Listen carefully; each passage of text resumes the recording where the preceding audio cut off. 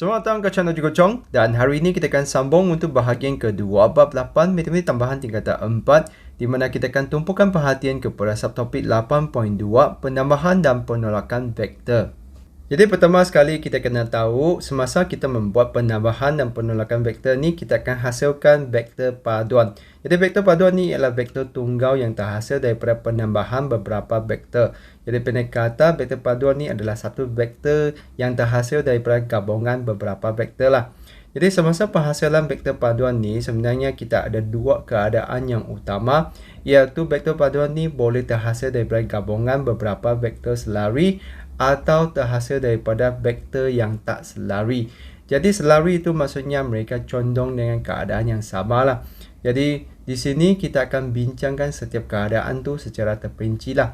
Jadi mari kita lihat keadaan yang pertama, iaitu melibatkan vektor selari.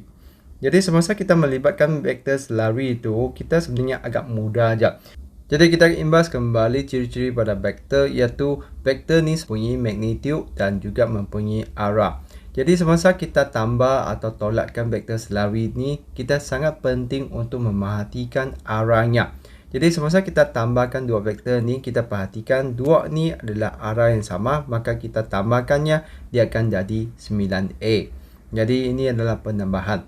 Jadi untuk B pula, kita adalah nak tolakkan dua vektor selari ni. Jadi kalau kita perhatikan, 7B tolak 4B sama dengan 3B.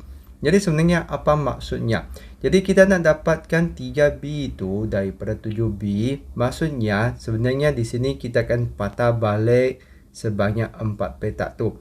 Jadi kita akan patah balik dengan pergi ke arah yang bertentangan. Jadi inilah maksudnya. Jadi apabila kita ada tolak atau negatif tu, sebenarnya dia adalah pergi ke arah yang bertentangan, supaya hanya tinggal 3 petak sahaja di sini atau 3 unit sahaja. Jadi di sini kita ada 7B tolak 4B sama dengan 3B. Jadi ingat untuk vektor selari ini, apabila kita pergi ke arah yang bertentangan tu, kita akan letakkan negatif atau tolak di situ. Jadi di sini kita ada ayat terakhir tu, jika vektor A selari dengan vektor B, maka A tolak B itu sama dengan A tambah negatif B. Jadi di sini negatif B itu maksudnya dia adalah pada arah yang bertentangan lah. Itu saja maksudnya. Jadi begitulah untuk case di mana kita melibatkan vektor selari. Jadi seterusnya kita akan bincangkan pula apabila kita melibatkan vektor tak selari itu. Jadi untuk vektor tak selari itu kita ada lebih banyak hukum. Jadi pertama sekali itu adalah hukum segitiga. Jadi maksudnya di sini kita akan gunakan hukum segitiga itu untuk membantu kita menambah atau menolak dua vektor tidak selari itu. Jadi contohnya di sini kita ada vektor AB, BC dan AC itu. Jadi di sini macam mana kita dapatkan AC ini adalah jumlahkan yang AB dengan BC. Jadi perhatikan arah tu memang sama, maka kita akan gunakan tambahlah, iaitu kita gunakan vektor A tambah dengan vektor B sahaja. Jadi disebabkan dia adalah arah yang sama, maka dia adalah dalam bentuk tambah. Jadi di sini hukum segitiga ni boleh digunakan pada penolakan dua vektor yang tidak selari juga.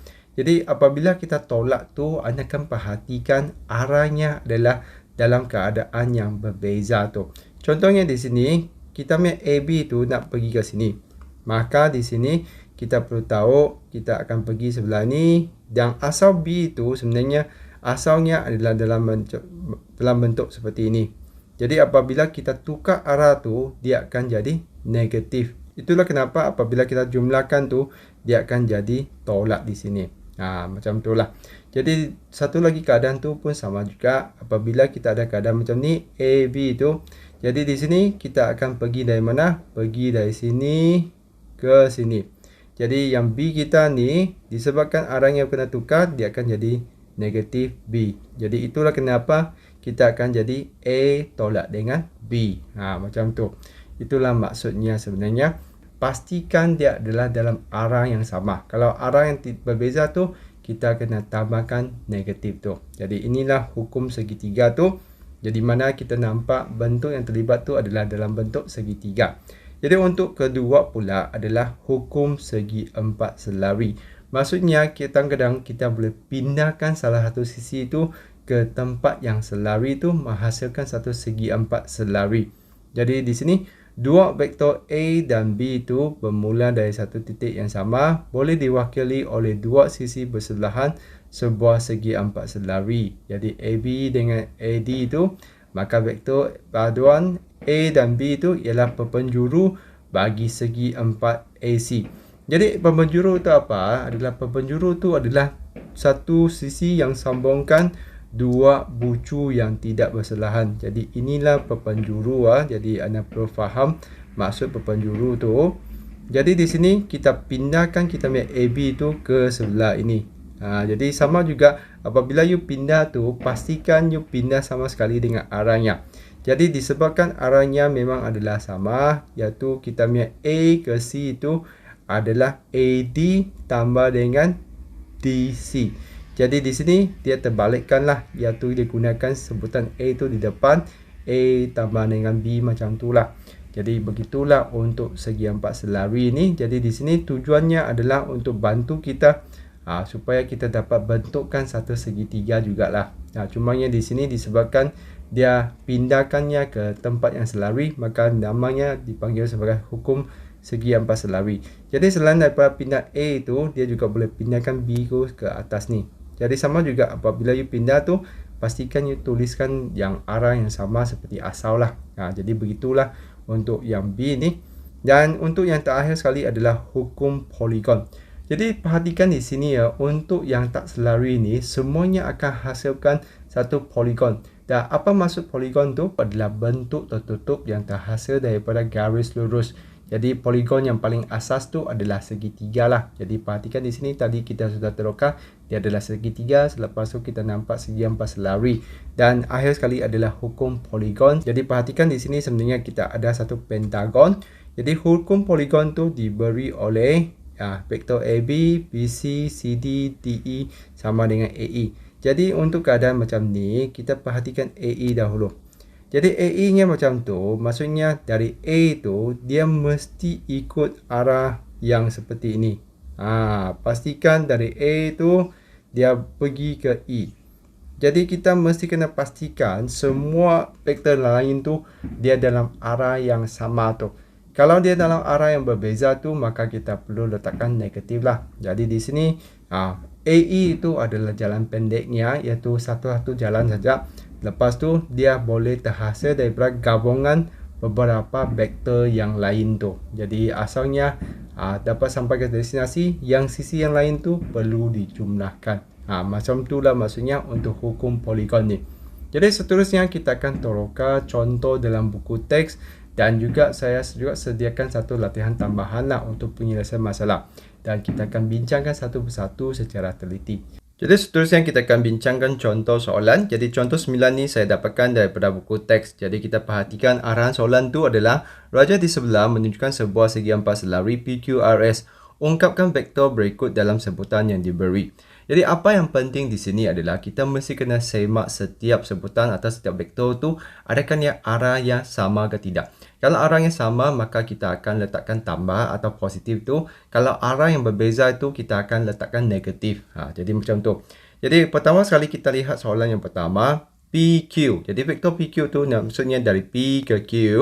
Lepas tu kita semak pula arah bagi sebutan tu, iaitu PS dan SQ tu. P ke S dan S ke Q. Jadi perhatikan arah tu memang adalah arah yang sama. Maksudnya dari P, dia jalan ke S, jalan ke Q. Dia memang akan ikut arah yang sama. Maka di sini kita hanya setakat tambahkan sahaja. Jadi vektor PQ ni sama dengan PS tambah dengan SQ sahaja. Kerana di sini semuanya ikut arah yang sama, maka kita hanya tambahkan sahaja. Selepas tu kita lihat yang kedua, PR pula. Jadi kita lukiskan arahnya P ke A. Lepas tu kita ada PQ dan kita ada PS. Disebabkan PS tu bukan pada sebelah yang kita mahu tu, kita boleh gunakan hukum segi empat selari, di mana kita tahu PS dan RQ tu adalah selari. Maka kita boleh pindahkan arah ini ke sebelah ini. Dan perhatikan dia memang gunakan arah yang sama saja. Maksudnya dari P ke A tu dia boleh jalan ke PQ, QR. Jadi di sini sama juga kita hanya setakat tambahkan sahaja. Jadi kita punya PR sama dengan kita punya PQ tambah dengan PS. Macam tu sahaja. Jadi sebenarnya agak senang ajalah. Di sini kita hanya gunakan hukum segi ampas selari. Pindahkan bahagian yang selari itu ke laluan yang kita mahukan tu. Macam tu. Lepas tu kita lihat untuk QR pula. QR tu di mana? QR di sini dari Q ke A. Jadi sekarang kita mau gunakan sebutan PR dan PQ. Jadi PR tu di sini. Lepas tu kita punya PQ tu adalah sebelah ini. Jadi disebabkan kita nak dari Q ke A. Jadi kita perhatikan arah PQ ini sudah berbeza. Maksudnya kita sepatutnya mau Q ke P, P ke A kan. Jadi di sini kita akan gunakan negatif PQ. Jadi disebabkan kita nak gunakan arah yang berbeza tu, kita kena letakkan negatif lah. Jadi di sini kita make QR itu. Okay, jadi kita boleh letakkan terus negatif PQ tambah dengan kita punya PR. Jadi di sini sebenarnya tak kisahlah kita punya negatif tu letak di depan tu. Sebenarnya sama saja. Tapi untuk buku teks tu anda akan perhatikan negatif PQ tu atau tolak PQ tu letakkan di belakang. Jadi sebenarnya agak senang ajalah. Sebenarnya tak ada beza pun lah. Jadi negatif tu hanya bermaksud dia adalah dalam arah yang bertentangan atau berbeza tu. Jadi begitulah untuk 3 soalan yang pertama ni. Jadi kita lihat pula untuk soalan B. Diberi PQ tu dalam sebutan A dan B. Jadi kita boleh tuliskan kita punya PQ tu sebelah ni. 2A tambah B. Lepas tu kita punya PS pula adalah 2B tolak dengan A. Okay, sekarang kita mau ungkapkan kita punya PR dalam sebutan A dan B. Jadi di sini sama juga kita akan gunakan hukum segi empat selari di mana kita akan pindahkan vektor PS tu ke sebelah ini. Jadi kita masih kekalkan dia punya arah dengan dia punya magnitude sebab dia adalah selari lah. Jadi di sini kita perhatikan arah tu adalah sama iaitu dari P ke A tu. Jadi di sini kita hanya gunakan PR sama dengan kita punya PQ tambah dengan kita punya PS. Selepas tu kita hanya tuliskannya dalam sebutan A dan B. 2A tambah dengan B. Lepas tu tambah dengan 2B tolak A. Lepas tu kita hanya selesaikan seperti kita tambah tolak ungkapan algebra di mana kita akan tambah tolak sebutan yang serupa. Jadi 2A ni akan tolak A. B tambah 2B itu jadi 3B. Jadi begitu sahaja untuk contoh 9 ni. Mari kita bincangkan contoh seterusnya. Jadi contoh 10, raja di sebelah menunjukkan sebuah pentagon ABCDE. Diberi BC itu sama dengan 1/3 AE dan ED itu sama dengan 1/2 AB. Lepas tu kita diberi AB itu adalah dalam sebutan A dan AE itu dalam sebutan B. Ungkapkan CD dalam sebutan A dan B. Jadi di sini kita akan gunakan hukum poligon lah. Jadi di sini kita akan nampak dia adalah sebenarnya pentagon. Jadi apa yang nak dicari itu adalah CD. Jadi sentiasa semak kita punya vektor paduan tu, iaitu vektor tunggal yang kita nak carikan tu. Dia adalah dari C ke D. Maksudnya kita kena semak. Dia kena gunakan laluan yang lebih panjang tu dari C ke D. Di mana kita perhatikan arah ini sudah bertentangan, arah ini sudah bertentangan dan arah ini betul, arah ini betul. Jadi untuk bahagian yang bertentangan tu, kita sebenarnya kena letakkan negatif lah. Jadi untuk AB kita tu kita akan letakkan negatif A sudah. Dan kita kena isikan yang lain tu, iaitu kita kena isikan yang BC dengan ED dahulu. Jadi BC kita tu kita tahu dia adalah sama dengan 1/3 AE. Jadi AE tu kita sudah diberi iaitu dalam sebutan B sama dengan 1/3 B. Lepas tu kita punya ED pula kita juga kena tuliskan keluar dulu. ED kita tu adalah 1/2 AB. Jadi ini sebenarnya adalah penderaban sesuatu vektor tu dengan sesuatu skala, maksudnya satu nombor lah. Jadi 1/2 kita punya AB tu adalah A.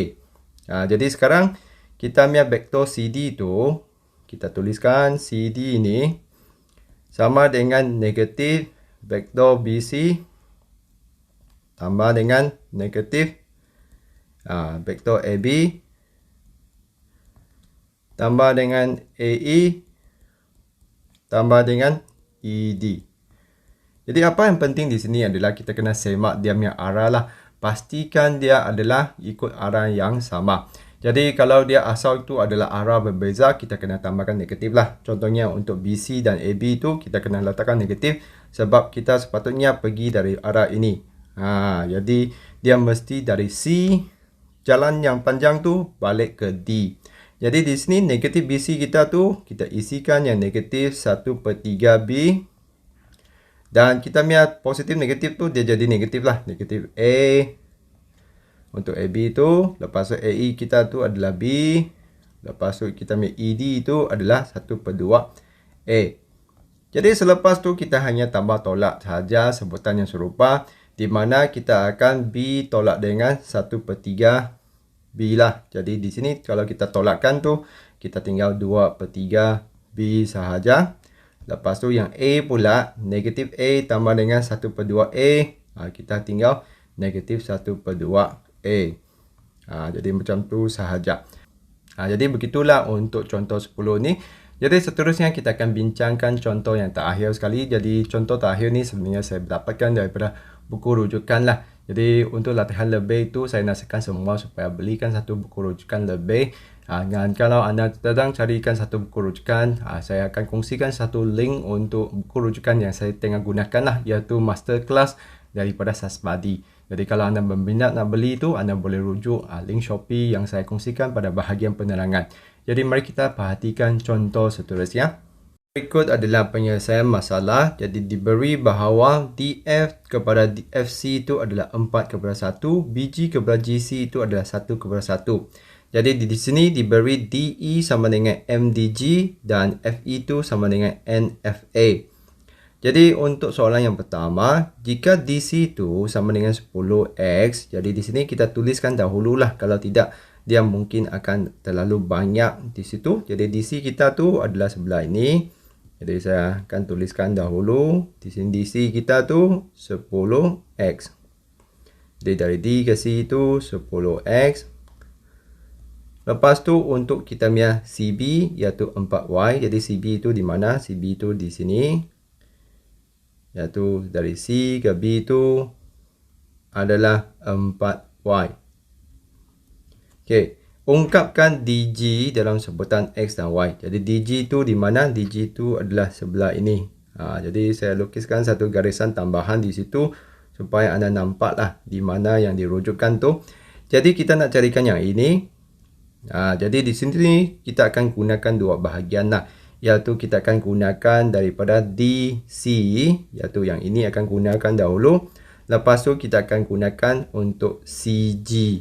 Jadi CG ni kita akan menggunakan nisbah yang diberi di atas ni untuk carikan CG dahulu. Selepas tu baru kita carikan yang untuk DG. Jadi kita perlu carikan dahulu kita punya CG. CG di sini kita perlu faham maksudnya. Kalau BG kepada GC itu adalah 1/1, maksudnya kita punya G itu sebenarnya adalah titik tengah lah. Jadi kita punya CG ini adalah sebenarnya separuh daripada kita punya 4Y. Jadi 1/2 daripada kita punya CB, iaitu darab dengan 4Y. Maka kita dapatkan CG kita tu adalah 2Y. Jadi macam tu. Jadi perhatikan di sini arah yang ini dengan yang ini adalah sama. Maka kita gunakan yang tambah sajalah. Sama juga kalau kita punya DG tu. DG ini sebenarnya adalah sama dengan DC tambah dengan CG. Sebabkan dia arah yang sama. Iaitu maksudnya dari D ke G tu. Kalau kita nak gunakan laluan yang lebih panjang tu adalah D pergi ke C, C pergi ke G. Jadi kita hanya setakat tambahkan sajalah. Jadi C tu kita gantikan dengan sebutan X. Lepas tu yang CG kita tu gantikan dengan apa yang kita carikan tadi iaitu 2Y. Jadi kita sudah selesai untuk soalan A. Lepas tu kita kena selesaikan untuk B. Ungkapkan DE ni dalam sebutan MXY. Dan yang kedua pula adalah NXY. Jadi kenapa ada M dan kenapa ada N tu? Maksudnya dia gunakan laluan yang berbeza. Jadi untuk M tu dia akan gunakan yang bahagian DG ni. Jadi di sini kita kena cari dahulu mana kita punya DE. DE itu adalah bahagian ini. Ini adalah DE kita. Jadi dari D ke E, jadi kita kena tahu dia dari bahagian ni. Lepas tu kalau kita nak gunakan M tu, kita akan gunakan DG tu. Jadi kalau gunakan DG tu, kita hanya setakat guna balik daripada soalan A tu, DE ini adalah sama dengan M darab dengan DG. Jadi kita hanya ganti basuh yang DG yang kita carikan dari A tu M darab dengan 10X dan 2Y. Okay, jadi kita darab masuk kita M, 10M X dan 2M Y. Jadi macam tu saja untuk soalan 1. Jadi untuk soalan yang kedua pula, ini yang N tu kita akan gunakan bahagian ni. Jadi bahagian ni kita kena tahu mana itu FE. FE itu adalah bahagian ini, FE. Jadi kita sentiasa kena semak lah. FE ni adalah N daripada FA. Jadi maksudnya kalau kita nak carikan DE ni, apa yang kita akan gunakan tu adalah kita akan gunakan D ke F dan F ke E. Jadi kita akan gunakan segitiga di sinilah. Jadi sebelum kita dapat carikan kita punya DE dalam sebutan NXY tu, apa yang kita nak cari itu, kita mesti kena carikan DF dan kita mesti kena carikan FE. Jadi kita akan gunakan kita punya nisbah tu. DF kita tu adalah 4/1. Maksudnya bahagian ni adalah 4, bahagian ni adalah 1. Jadi ini gunakan nisbah lah. Jadi jumlah di sini adalah 10 kan. Jadi kita punya DF tu boleh gunakan yang ni 4 dengan 1 tu jumlahnya adalah 5 kan. Jadi 4/5 tu darab dengan kita punya DC. Sebab kenapa?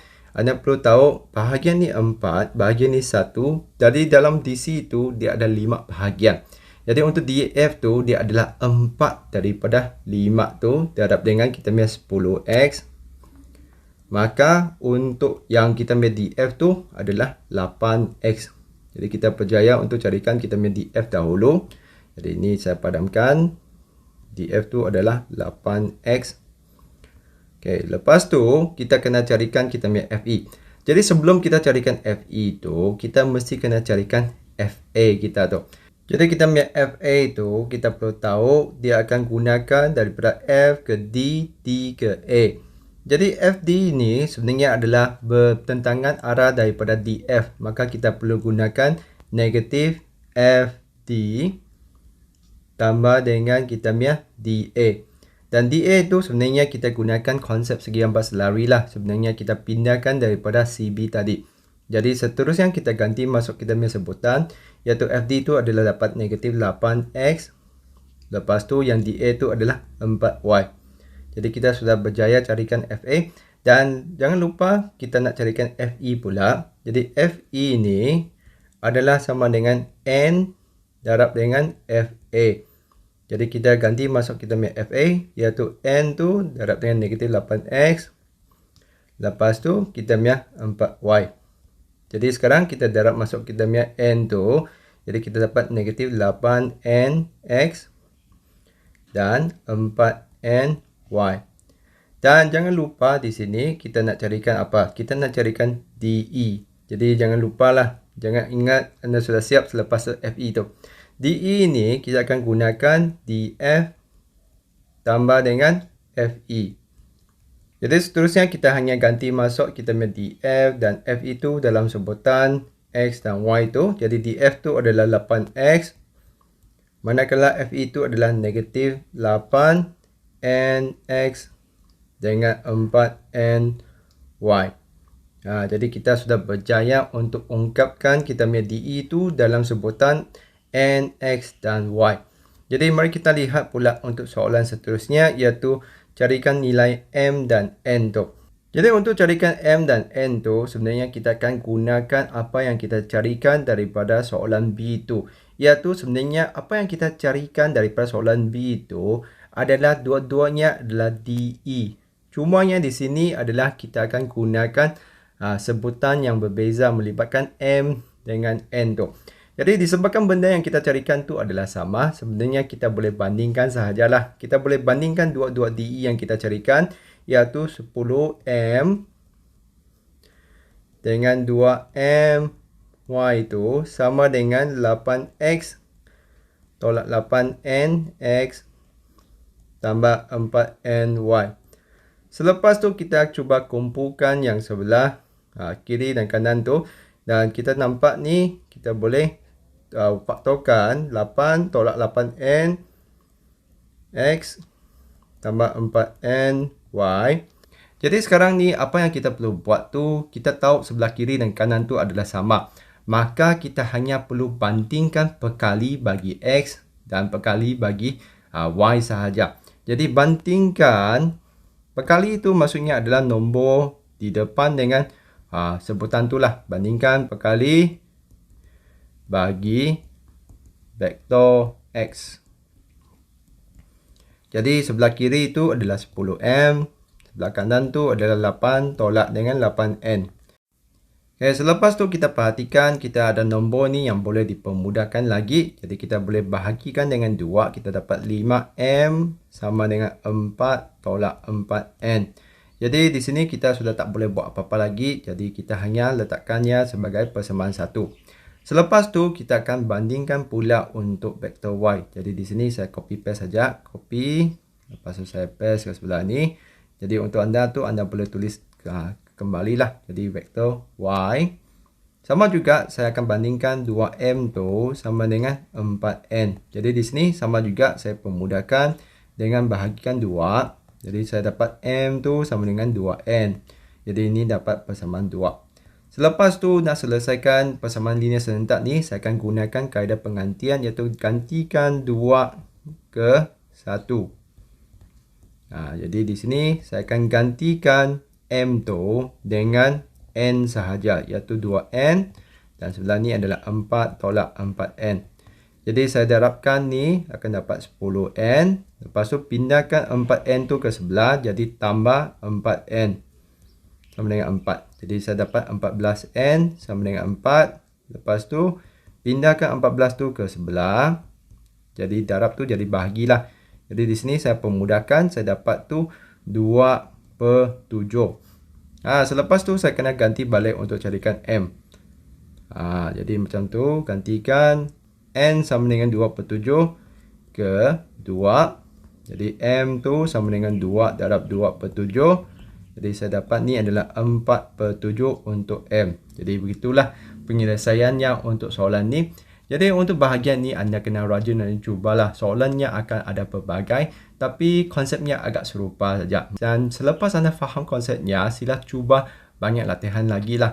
Jadi kalau latihan dalam buku teks itu tak cukup, sila belikan satu buku rujukan supaya anda boleh cuba lebih latihan. Jadi semakin anda banyak cuba tu, semakin banyak jenis soalan yang anda akan nampak dan semakin anda mahir lah selepas anda cubanya. Jadi begitu saja untuk perkongsian kali ini, iaitu bahagian kedua bagi bab 8 metode tambahan tingkatan 4 ni. Kalau rasa video Cikgu Chong ni membantu, jangan lupa untuk tekan like dan subscribe channel Cikgu Chong. Itu saja untuk kali ini. Sekian, terima kasih. Kita jumpa lagi.